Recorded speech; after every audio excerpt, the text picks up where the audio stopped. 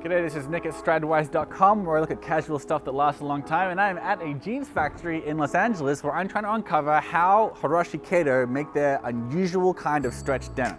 Because what they've managed to pull off is four-way stretched selvage denim jeans, and as far as we know, no one else has pulled off quite that mixture of fabrics before. So four-way stretch is already pretty impressive. A lot of stretched fabrics just go in two directions, and that includes a lot of athletic wear as well.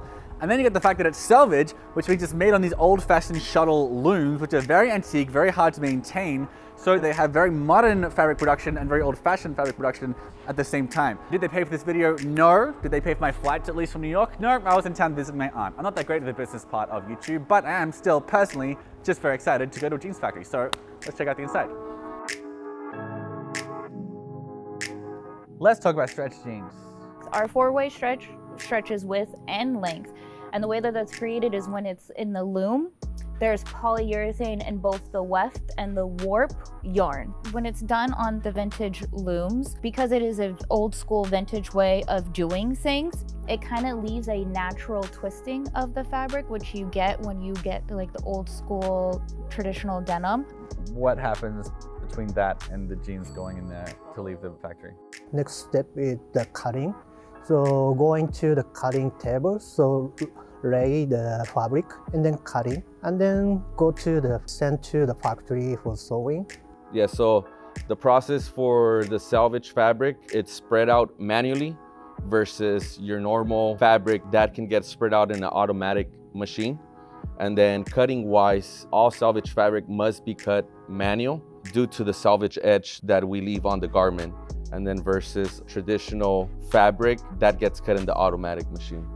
For sewing, we focused on some of the main details that really define Kato from other brands. For example, the coin pocket, Nick focused on making sure the selvage ID would show on the top portion of the garment rather than just on the bottom. And then also the back pocket construction.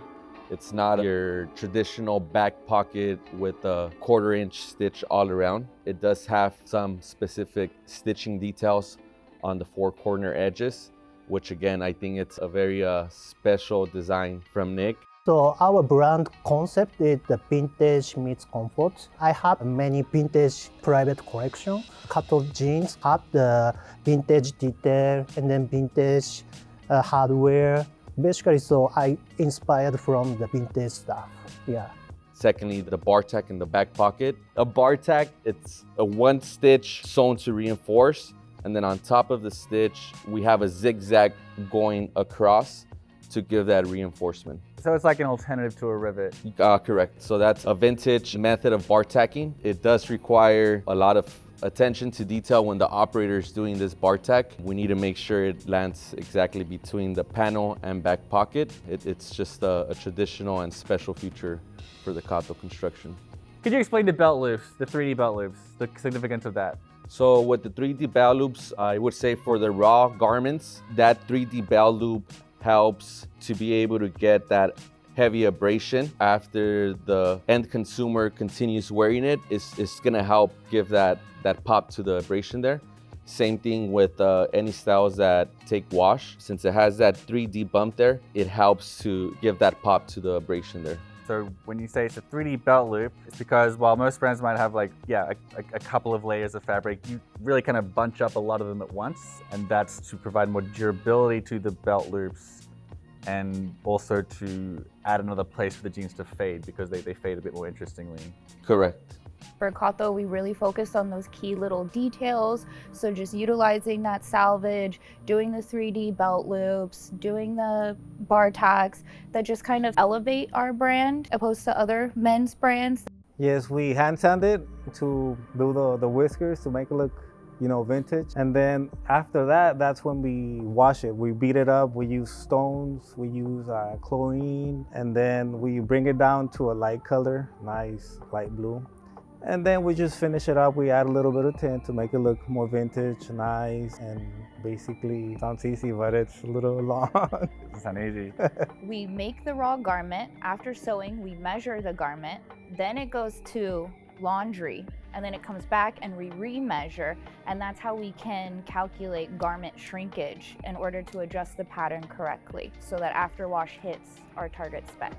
So once the jeans would be ready to wear, what are the processes that you have at the end of the line to make sure it's ready for the customer? Yeah, so at the end, at the finishing department, we apply all finishing labels, buttons, rivets, press them out. Nick designed the vintage rivets, which when the nail punctures the garment, you get that excess of the fabric, which is a cool detail in the jean. Yeah, because another thing is that with rivets, when the patent for jeans was filed by Levi Strauss, what made them jeans and not just trousers that we had before, it was the fact that the pockets were riveted, right? Am I crazy about that, Nick? Right, yeah, it is, right? Anyway, I said something out there that was like the guy putting the rivets on. I was like, this is the most important job because now it's jeans, before it was pants.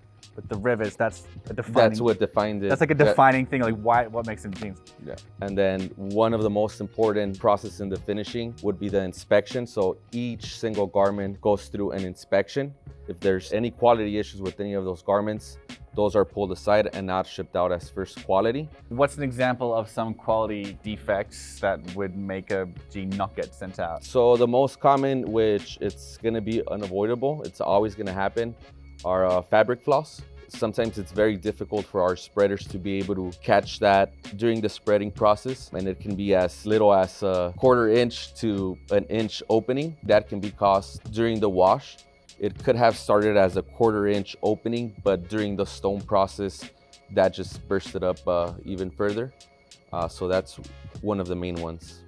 It wasn't until I've been working in this for a while that I realized that quality control and maybe above all fit consistency is like that makes or breaks a brand. There are a lot of brands that were named, but yeah, look, the price is good, the fabric is good, the fits, I just can't count on the fit.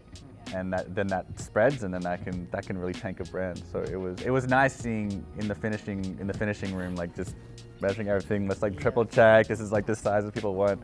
So we have a certain tolerance in which we allow to be out of spec, which is very minimal. It's usually the greatest tolerance is a 1/2 inch. That way we can make sure you buy your size 30, it's going to fit you like your other 30s fit you.